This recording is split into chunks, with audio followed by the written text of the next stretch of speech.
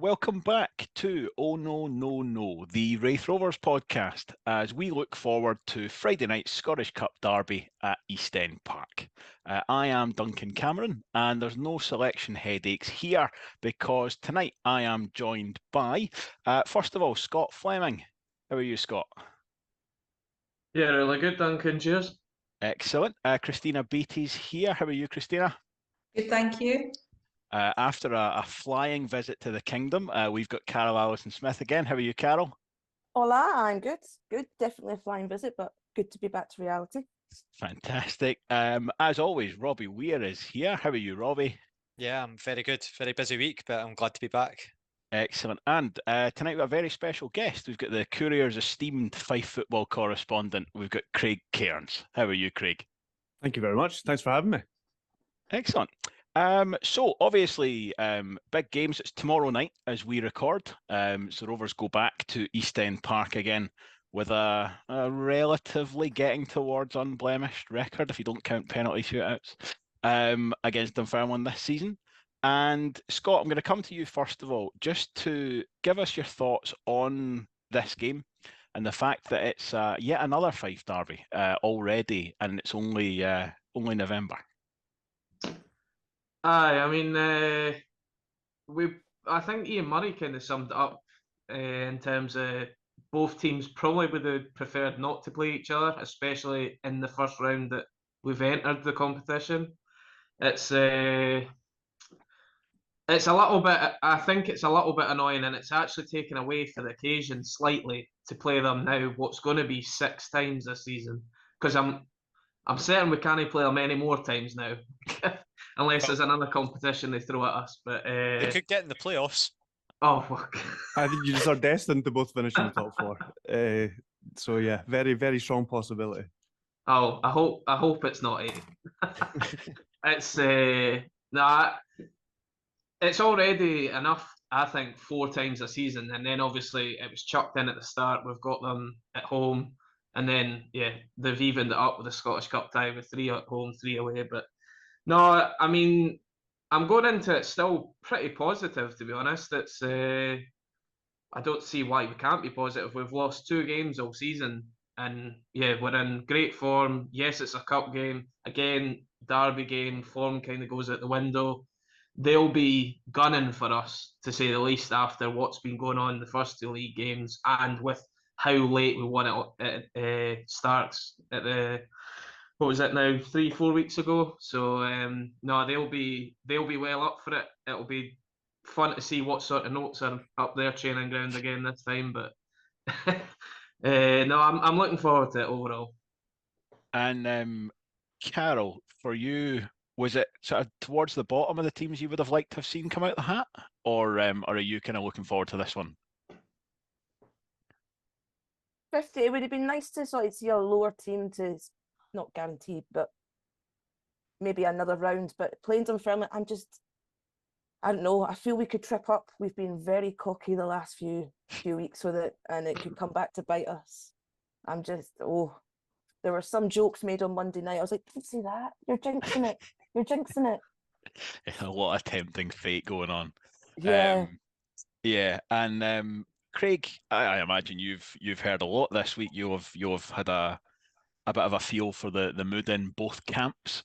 How is it? How do you feel both sides are kind of approaching this one? I suppose, is it business as usual, or treating it a little bit differently with it being a cup?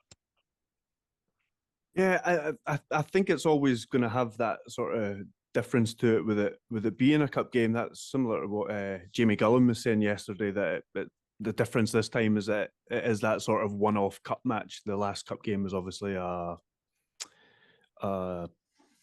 group stage match, so not quite knockout as it is here. But and then I asked Ian Murray how it kind of affects the preparations, this kind of familiarity. He says that it's a bit of a stock answer, really, but the games that have come previous don't really count much towards it. I still think it's quite an intriguing one. It does get a bit tiring, like, as a reporter as well. It comes around 4 times already in the season. It is quite difficult to kind of big it up as much as you have the ones before, but I think it's still quite an intriguing one. I think what Carol said there. I actually thought that it's a really difficult one to predict. I thought that was going to happen the last time, and it almost did. It almost did. I thought Dunfermline were within a whisker of getting a winner in that game. So yeah, I don't know. I find that a really difficult one to predict, but I still think it's very intriguing given the way both teams are playing. I mean, Raith have got to fancy themselves given the way, like Scott said, they've lost 2 games all season, and Dunfermline they're just not quite there. The performances have been there. They are a really good team. They just aren't, like I say, they aren't quite where Raith are at the moment. But I think it's quite acceptable to say that they're probably like at least a season behind Raith, and they're sort of where they want to be. They look to me like a team that's missing a couple of puzzle pieces, in the same way that I think the Rovers were last season. And you look at that, I think if you could transplant a number of different kind of number 9s from other teams in the division, I think they would be getting on a lot better. Because it means certainly for large parts of both league games, I don't think it's unfair to say that they were playing better than the Rovers were for parts of it, but it's that lack of the kind of clinical edge that can really come back and bite you. I think we saw that for large parts of the Rovers last season. And moving into the kind of lineups and the the Rovers lineup in particular, I think we've got, or Ian Murray certainly has kind of 2 separate, distinct selection headaches going on. One that he might be quite happy about, and one that he certainly won't be, because he's got more or less his whole kind of front unit back together again. Just about everybody's back available for selection, which is nice to see. But then in his back line, we've got some real kind of trouble around that with Ewan Murray's obviously suspended, Sean Burns unavailable, which then, you start having issues around about that defensive midfield as well. Christina, I know you had the sketch pad out earlier to try and pull together a starting 11 for this one. So why don't you kick us off? Talk us through how you think, first of all, starts with the defence and then moving forward. I'll give you a starter for 10. I have no idea how Ian Murray does this every week, by the way, because I've changed this about 5 or 6 times. So I went with O'Reilly because I'm figuring that he's going to get a start because he's a new signing. So I've gone with him. And then the rest I've scored out numerous times. So I've gone O'Reilly, Dick, Core, and Millen at the back. My thinking being 4 at the back, I think Dunfermline are going to come out wanting to score an early goal. So I'm thinking he's going to want his back line quite tight. And then I've moved Brown more central with Stanton and Connolly. And then I've got Gullen with a question mark. So I think he should be starting, but I don't know if you have to put him. Then I've got Vaughan and Hamilton at the front. I tell you, you're very, very similar to mine. Very similar. Me too. We've got identical back 4. Yeah, me too. Same back 4 here. So I tell you, while we're on that back 4 then, Robbie, why don't you give us a bit about Dan O'Reilly then? Because I know you were speaking to Ben from the Ackies podcast, who we need to give a bit of credit to, because he was very quick with a scout report for us. So why don't you give us your thoughts on Dan O'Reilly and what you think he might bring? Yeah, I mean, it was interesting to chat with Ben.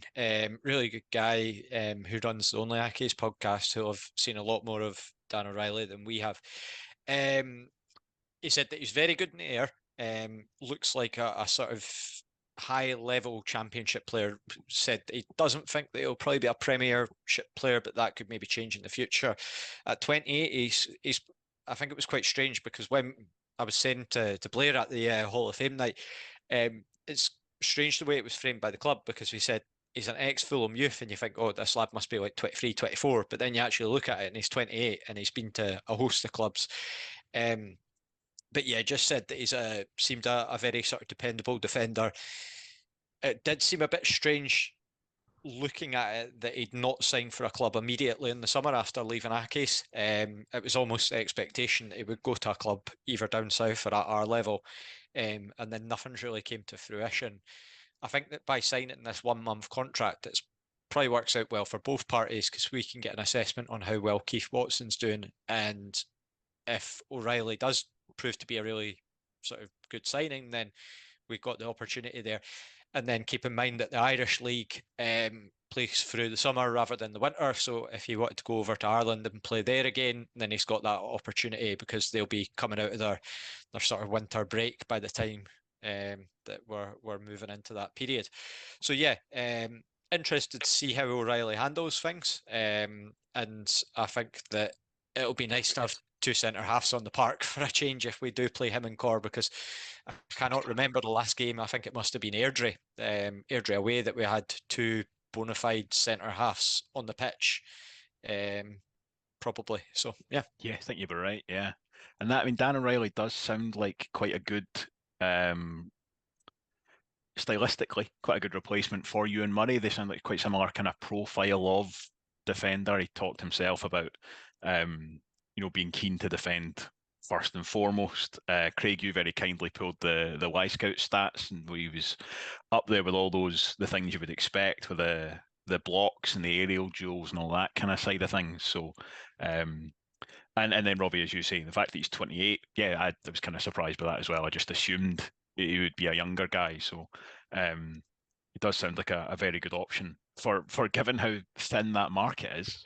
In the middle of November, feels like a very, very good pickup. And then, Dylan Cor becomes probably the bigger question mark there in terms of just availability and fitness. I think with Dylan, he's had another week under his belt in terms of he's had a week under his belt now in terms of training on top of that Accies game. So that can only be seen as a positive. So long as he's not had any issues with it, then again, young lad. So you would hope that stands in his favour. Did anybody have Dylan to start? I had him. Yeah. Where did you put him about? Centre back. I mean, I wouldn't have him anywhere else, I'd say. Christina, did you say Gullen? Did you say Dylan? Gullen. I had a question mark for him. I just didn't know where to place him. Centre back if you want. Listen, you can play centre back. He's still going to drift to that left wing. It was because I was thinking, would I do a back four and then a middle four? Was really my question. So I had him as a question mark. I think O'Reilly's going to start. I think because of the opposition and it being a Fife derby, I don't think he would rush Cor into that alongside another player that he's just signed. So I think Brown will probably start in defence again, Millen and Dick, and then I think Stanton will be the sole holder. I think Hamilton will start. I think Easton's probably played his way back into the starting lineup. And then I think it's take your pick. He's going to have to really disappoint a few informed players, but he's had to do that quite a few times already this season. And if they keep playing like this and keep getting results, then it's going to be a problem he has all season. So up the front end of the pitch, I put Hamilton up top and then sort of three behind, Easton out on the wing, which Murray's tended to do over the last few games. Lewis Forrest a number 10, and then Connolly on the other side. I think with Connolly, Smith and Josh Mullen, it's hard to say much of a muchness because they're all three completely different types of players. But at the same time, I just feel that with Connolly, just got I know that him and Mullen have both got the experience there, and Smith's got the sort of stats to back him this season. He's done so well. But really, I think that you'll be looking at keeping those players for changing it later on if we do need to. So, yeah. I wonder if Connolly will be an easy decision for him because he's just come back from a long-term injury. He's played quite a lot of football, and it could be an easy one to say that I'm going to rest you for this one. You'll come on at some point, and then you'll be back in the starting lineup. But at some point, I wouldn't be surprised if Connolly was one of the ones to drop out. Yeah, that's it. And I think it's funny looking at that. The fact that Sean Byrne's not there, as you said, Craig, it suddenly you end up with this thing where whether Scott Brown plays in defence or not totally changes the rest of the team. Because really, if you don't have him, if Scott Brown plays in defence, you almost by default have to go to just Sam Stanton holding because there's really not anyone else to put next to him. And I think that's where probably Jamie Gullen would come back in for me. Is oddly, if you're not playing Dylan Cor, suddenly the next one in is Jamie Gullen, but in an entirely different area of the park. But that's definitely, it's going to be interesting to see exactly how that comes in. You obviously got Adam Masson in the mix as well. he got the nod to start at Hamilton, but took a bit of a knock as well. So, yes, definitely very interested to see. But again, very good options coming off the bench, whatever happens, going into that second half, which, as we've said numerous times, has proven to be the difference with this Rovers side across particularly league games, where every single one has been decided by a single goal either way, and those last 15 minutes have been so crucial, time and time again. And I really would not be surprised to see that happen again. So if that's, with a couple of different variations, kind of how we reckon the Rovers will be lining up. In terms of the Dunfermline side, Craig, are you expecting any kind of surprises from James McPake? I think he's not expecting anyone back into his defence, which has been fairly changeable with the injuries that they've had so far this season. Yeah, I think that's part of the reason of the sort of poor run of form they're on is the sort of injuries catching up with them. I know that Rovers have had their injuries as well. I know every team has their injuries, but at one point they had their entire back three and their goalkeeper out. They started that just a few games into the season, and that was after three key players getting long-term ankle injuries, pretty much on the eve of the league season. So the injuries have been a particularly tough one on them. They had a pretty clean run last season, so it's just one of those things that sometimes you get a spate of them or whatever. And the defence is still the place, I suppose, it's getting most impacted by that, because Chris Hamilton's dropped back into where Benedictus usually plays. And to be fair, he's been really good. He's one of Dunfermline's best players over the last few weeks. Despite his height, he's very, very good at centre half, and he's the type of player you want in your team in a derby. I think it'll be the same as last week. The only change that you might see is across the front three. Going off the top of my head now, but I think O'Halloran started last week. I think he will probably drop out, and then I don't know. You might find Whiten come in, and then McCann goes out to the left or something like that. I'm not entirely sure. Or he might go with a front two, given the potentially makeshift nature of Rovers' central defence. But yeah, he'll definitely be coming up with some. He'll tweak his attack to try and cause Raith some problems, I think, and try and take advantage of any potential vulnerabilities there. I think it's interesting seeing them, because this definitely feels like it's the strongest that they've been coming into a derby this season, in the sense that they've now got a few of the players that were missing in the attacking fold. Kane Ritchie Hosler, I think Matty Todd's back as well, and yeah, just they've added Jakubiak and Summers. Jakubiak didn't have the most impacting game last time around at Starks. Still, I think as the game went on, Scott Brown got more used to him and handled him really well towards the latter stages of the game until he came off. But yeah, just feels like every time they're getting stronger, and this time we've just got a complete against the odds. It feels like the odds keep going against us in terms of it, but we've still managed to pull out the results so far in terms of the derby. So it'll be quite interesting to see how it pans out. Sorry, just to add to that, was something I meant to say earlier. They're quite a young team as well. They're the second youngest team in the league in terms of minutes played this season. So I think part of it might be down to that. And then when you take out the most experienced player, Benedictus, the captain, then that's obviously going to have an impact. So some of that just might be down to the naivety of being younger players and not being able to see out matches or get over the line or whatever. I think it's very likely to be a tale of two central defences almost, and it's really who manages to actually kind of keep it together on the night. Because I think, as you say, Craig, Chris Hamilton is Chris Hamilton, isn't it? That's, we had a whole thing with getting everybody's first names wrong last week. Jamie Hamilton. I'm paranoid about it now. So Sean Brown. Exactly, all of them. Chris Hamilton, and this isn't going to help. Chris Hamilton versus Jack Hamilton, I think, is going to be a real kind of matchup. As you say, he's had to go step back from the midfield into that defence, like Scott Brown has had to do. There's, if you were putting together a list of the guys that you don't want to have to come up against, I think Jack Hamilton's going to be towards the top of that. Could really give him a tough time if we can get, balls on top of him. But then again, as you say, there's guys in that Dunfermline team who want to go and run at people. The fact that we've got Liam Dick and Ross Millen there is obviously helpful for that. But again, if it's an untested or a rusty kind of central defence, it's the kind of game you would expect attacks to be on top, which might mean that we see something a little bit different from the very kind of frugal score lines that we've seen so far. Is there anyone else we want to kind of pick out from that Dunfermline side, either in a good sense or a bad sense, that we think stuck out from the fixture so far? I reckon. Sorry, I just reckon that somebody he was really influential. I thought in the first two games, he had quite a quiet game at Starks, but I thought Ewan Otto looks a decent player for them. Especially, he's somebody that likes it. Going by the 3 games I've seen him in this season, he loves a challenge, but also he seems very calm on the ball for such a young player as well, in such a frenetic league.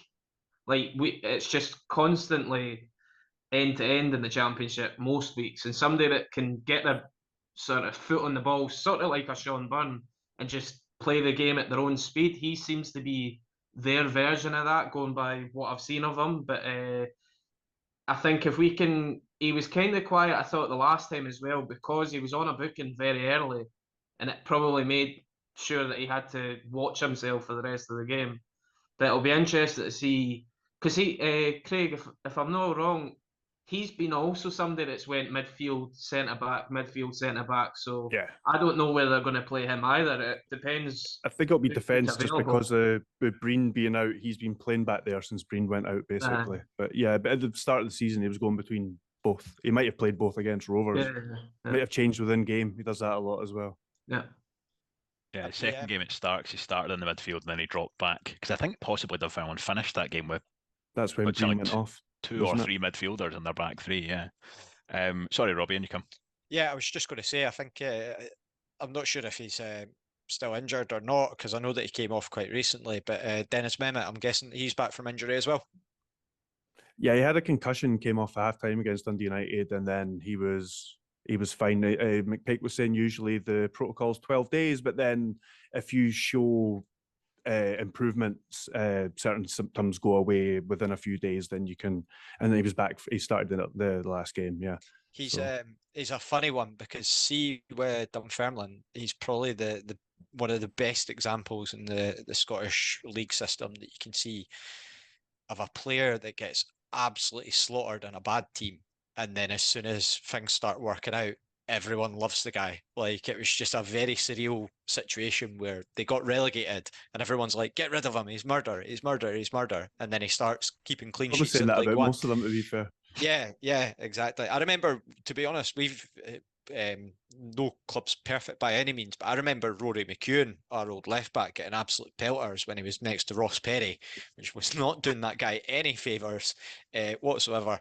And yeah, he used to get pelters for the first 6 months, and then Ross Perry got released. We brought in we had a more stable defence after that, and then he became a bit of a fan favourite, McEwen. So yeah, it can happen very quickly, those sort of changes in terms of how people are seen. So especially when you go down, so obviously had to go to the league below to do it, but then putting really strong runs together, guys get a lot of confidence back, particularly goalkeepers. I think you see that.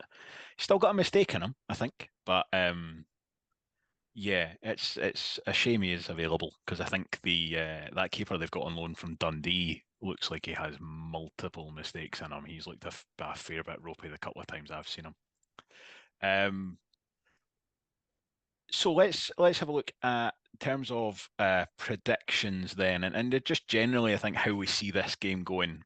The Rovers without Sean Byrne, do you think they'll still be able to kind of pick up that same kind of control that they've been showing the last kind of couple of weeks? And how do you see the full game going? Carol, start with you, please.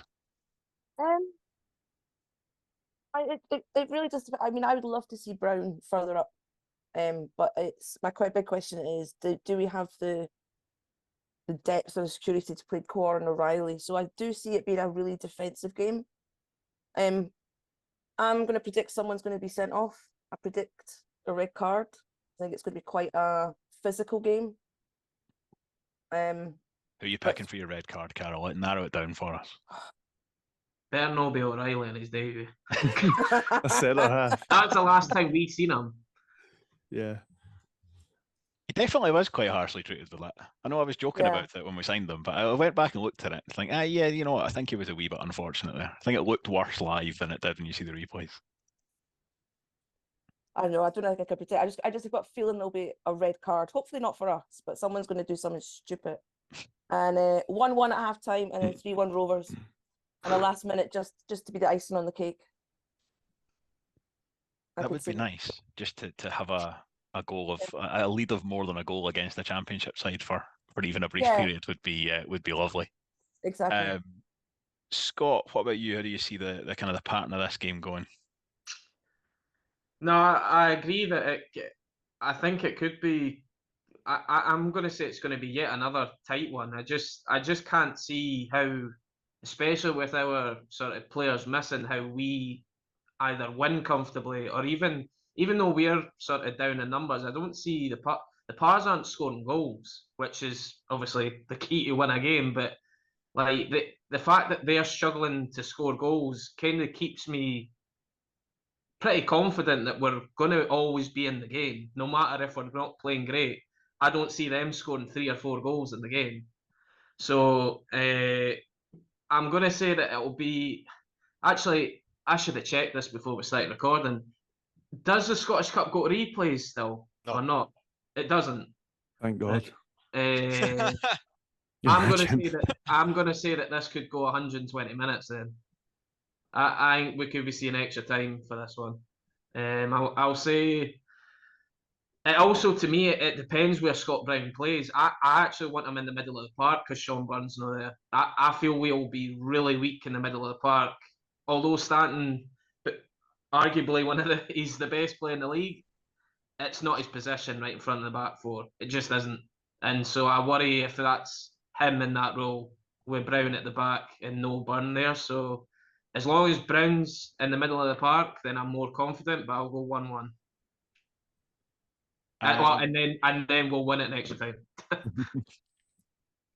And Christina, how about you? How do you see this one going through? You're the optimist. Well, I've got two answers because I've got my optimistic answer and I've got my realistic answer. So my optimistic answer is Lewis Vaughan's going to do a hat trick. Again. And this time it's going to be at East End Park. That's my optimistic answer. My real answer is I think Dunfermline are going to score first. And then I think we're going to equalise just before half time. And then they're going to score between the 50th and 75th minute. This is specific, by the way. They're going to score between the 50th and 75th minute. And then we're going to have a really late equaliser to make it 2-2. And I think it's going to go penalties. And we're obviously going to win. But I feel like it's going to go right to the bone. I have to tell you, I had also written down 2-2 as my also my prediction for this one. I just think that's I can't see either side keeping a clean sheet just with the way that I just think both sides are going to be going into the game thinking they're better off on the front foot. I do think they will score first though, and we're very weak in that second half between that kind of time.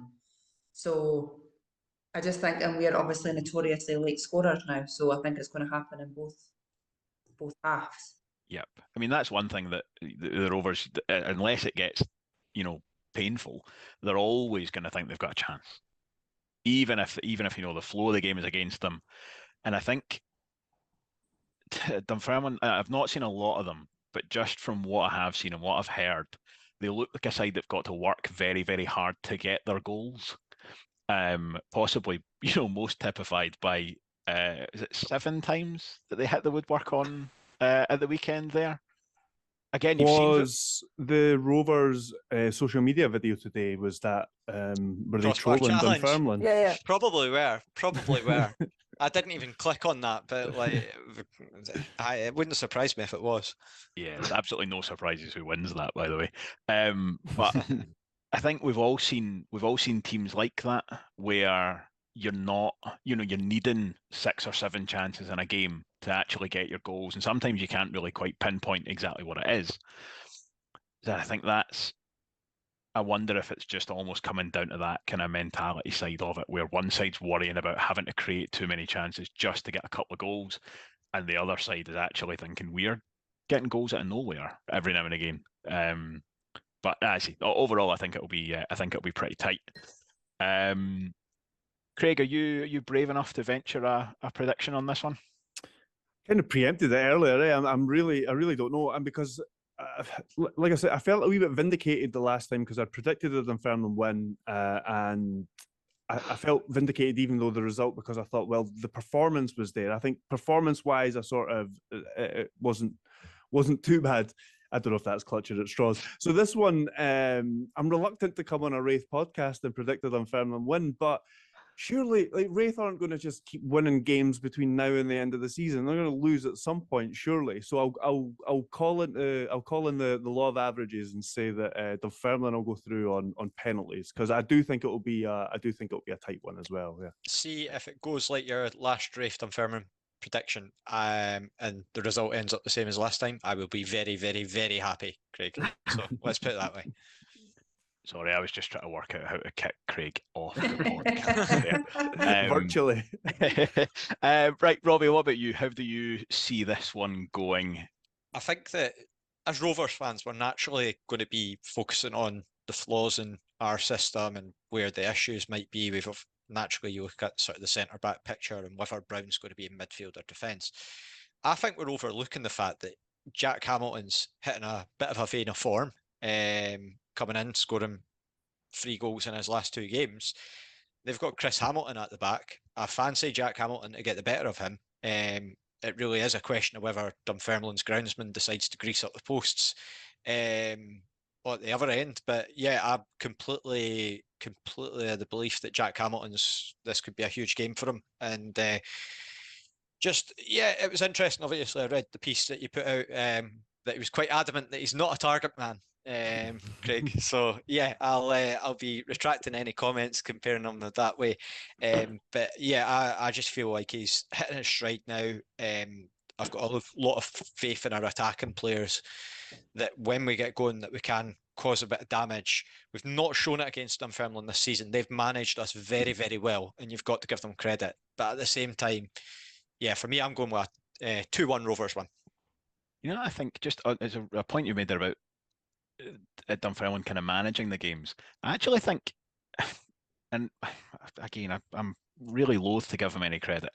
I think the way that James McPake has set up has actually been fairly decent in these games so far. I think genuinely he can probably feel quite aggrieved with how little they've actually managed to take out of these games, particularly the kind of wing backs that he's using and how little, how much he's able to get out of his wing backs going forward without giving very little away. And I actually thought that was one of the things that when Dylan Easton came on in the last game at Starks Park, suddenly Aaron Comrie, who's on the right-hand side, kind of suddenly had something to worry about, because it had been Josh Mullen up till that point, and he wasn't really getting into that space behind.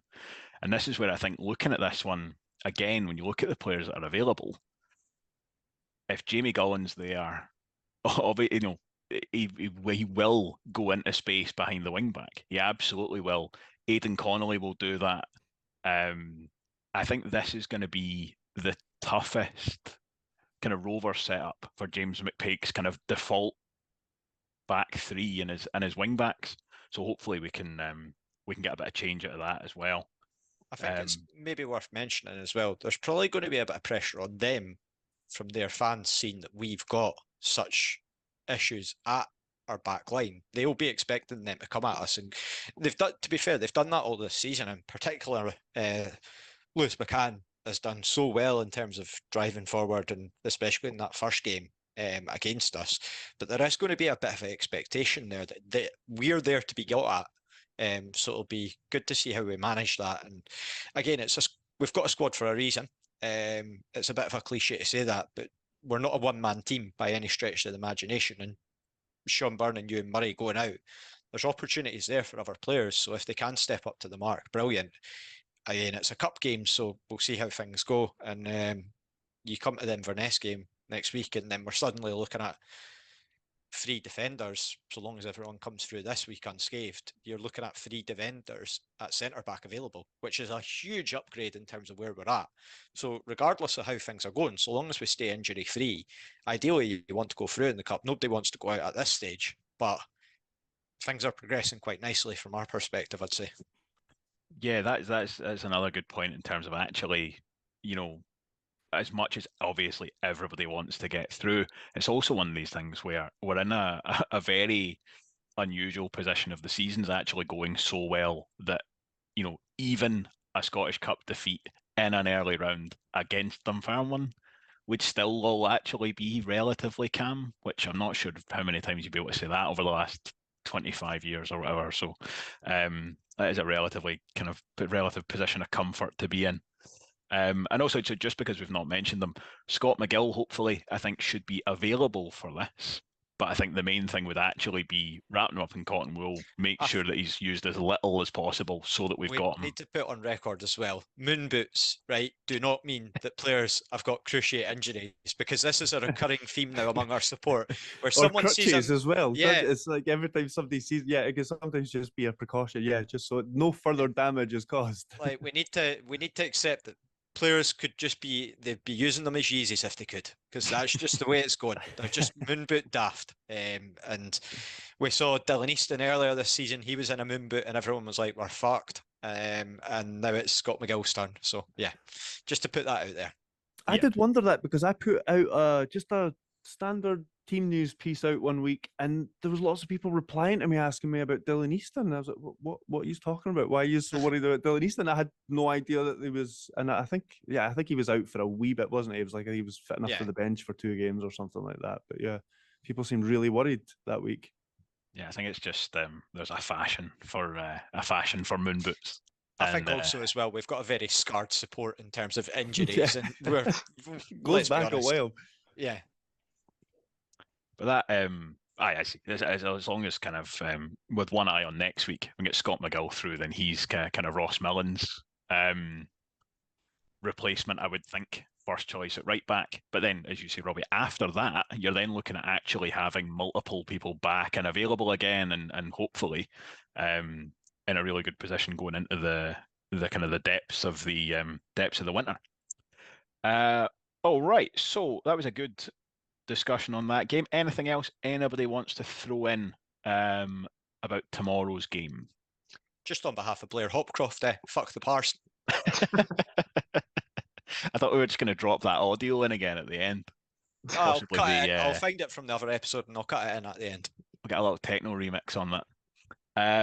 Right, excellent. Well, what we'll do then is we'll move on, and we've got a slightly different take on our big question this week, because I think 3 of you were at the Hall of Fame on Monday night. So yep. my big question is more to you, and Cara, we'll come to you first of all, because I know you ended up doing a bit of work. How was the Hall of Fame? Tell us some of your stories from that one. Well, I think to sum it up, if you told 15-year-old football mad me that I'd be sitting in a car with Paquito on one side, Gary McAllister in front of me, to go and sit on a front row of the Adam Smith with Danny Lennon and Jason Thompson, I would have had kittens. And on the inside, all day, I was having like absolute sort of surreal moments.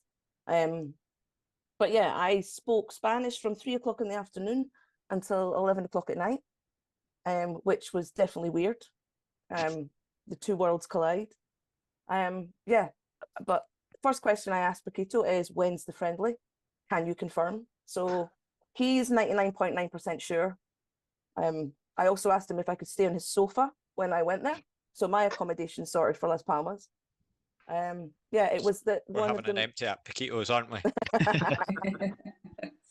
Does the expense account at the Courier cover trips to the Canaries, Craig? Yeah, probably not. Probably not. But sir, Alan Temple's away doing friendlies and stuff in Mallorca in the summer now, is he? He not? gets the European surely. Games. Yeah, I think they do it the odd time for things. Yeah, he was in Alkmaar Did he go to a pre-season trip? You're probably right. He was in Alkmaar for that game, but yeah, probably not for a The pre-season question's getting friendly. asked now, 100%. Friday As morning excited meeting. as the Yeah. Rovers fans are about this one, they probably wouldn't justify a media trip for it. Unfortunately. We could And have a whip round. I'm sure we could get you a ticket. yeah, definitely Crowdfunder. get you on Yeah. the what was it? The Highland. I can't remember the name of the boat that sank. There must be Highland Loch. the Highland Loch 2, which I think we'll all be on. Robbie, how did you find the evening that John Greer and co had put together? Yeah, brilliant. It was just, the experience was fantastic. I went along, and as I say, just before milling about and speaking to people and chatting with Blair. I've never been to any of the Hall of events before, so it was just really good. The guest speakers were brilliant. I thought John Barnes, as I said before the podcast, like really just started off with just a 10-minute sort of monologue almost, just about how his experiences in Scotland, and he comes up to Scotland and gets a very nervous feeling naturally after his time, and then he realizes he's turning off away from Glasgow, and then that feeling gradually subsides. He was also very, very, very complimentary to the point of a man crush over Big Kev. So our handsome Polish goalkeeper has an adoring fan who's been warned never to go to any nightclubs in Liverpool on the back of John Barnes. Gary McAllister was very candid. He spoke about his time at Leeds, his experiences with Rangers as well, on the coaching staff there, and naturally the penalty at Wembley and the run-up to Gaza's goal came up as well. So he just spoke about it and the experience, and how he still gets texts off Yuri Geller about it. But the whole event is naturally centred around the inductees, and brilliant group, whether it was looking at Tommy Hislop and his experiences and getting a hacksaw to cut off a plaster cast for a broken wrist and forced into a game by his chairman, all the way up to Jason Thompson, absolutely burying Ross Matthews and Grant Anderson, who'd attended, just saying, still got in the Hall of Fame with these louts behind me. And yeah, Paquito's entry in particular was just really nice. Just a real touch of class there to get him involved, because he came along as a special guest, and then it was always going to be that he was going to be going in as a Hall of Famer. And He had no idea, absolutely no idea. His wife had no idea. And so when it started, I obviously was translating for his wife, and you could just see her realizing slightly behind what was happening, what was going on. And then it was just watching him, and he had no idea, and he couldn't put it into words. Yeah. And he was so grateful and so emotional with the fans, because everyone was coming up and getting photographs and calling him a legend, and he couldn't quite comprehend how after 20 years everyone still loved him. He just couldn't get it. That really sort of ties in with what John Barnes was saying initially at the start with what he mentioned. He mentioned of naturally his experiences that he's had in football, sort of social class, and how it's just this, you come in and it's a special group in terms of you meet fans, and he dislikes the term legend and what it means, because he is just a sort of regular guy, and talking about like the bonds that you build in football, whether it's players and fans, players together, people at clubs, that sort of thing. And Paquito summed that up. So it was just great to see a really well organised, well put together event. So credit to everyone that's involved. They put on a fantastic show, which was really, really good, and especially mention as well for Bill Leckie, who kept the event running really well too. So yeah. Excellent. And Christina, anything you want to add to that? It was John Barnes that was the standout for me. Just like Robbie said at the lunch, he was kind of comparing himself when he was sitting there to Vaughan and Matthews and Gullen and Dabrowski, who were all at the lunch, and he was just kind of saying like he's maybe done the cup finals and like the Europe stints and stuff, but he said that they're basically the same. They're equals, and not just in terms of football players being equals, but in terms of like the fans being equals. It's a community thing, and I loved all that kind of chat. It was great. And it was just nice because obviously I've not been a fan for that long. So Jason Thompson, I knew who he was. He was like the first kind of time I started coming to the Rovers, I knew who he was, but everybody else was brand new to me. So to hear all the history And to think, like, I like sitting there thinking, oh, one day when this is like your Lewis Vaughns and the Jamie Gullens, and I'm going to be like 20 years on, it's going to be great, like, to look forward to that kind of thing happening. I just hope that they don't change any aspect of it. I love the venue. I love how it's a classy affair. The price point in terms of being inclusive for people to attend is fantastic. For all fans, because obviously you've got your ticket, but then you can also, if you wanted to, you could sponsor and be VIP. But in terms of it having all those kind of options for people, I think it's great, and no other club does that as well as the It's worth mentioning as well, even before down at the sort of the bar area downstairs, you still had like Big Kev, you had Ian Murray, John Potter, Colin Cameron, all milling about just talking to fans. Well, I wasn't speaking to them myself, but just getting that social side in, which was great to see. So it's just a real sort of unifying event. So yeah, really good. It's actually, I did think that myself when I was down there. That the players are speaking to the fans like your equals, like they obviously value. You can see that comes out of them, that they value you as part of the club. It was really nice.